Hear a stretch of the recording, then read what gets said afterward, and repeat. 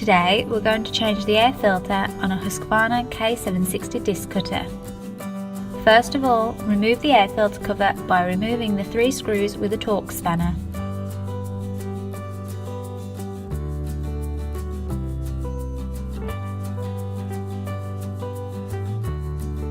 Then there are 2 torx screws to be undone to release the air filter.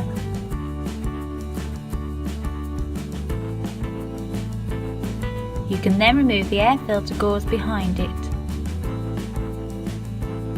Place your new air filter into the air filter base. Make sure the plastic Husqvarna logo on the filter is orientated as shown. Then simply place your new gauze filter into position as shown.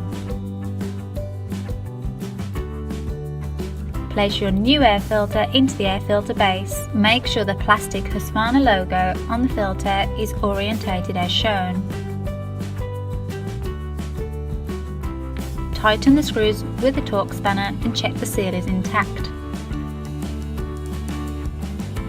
Place the casing back over the filter and tighten. Be careful not to tighten too much into the plastic.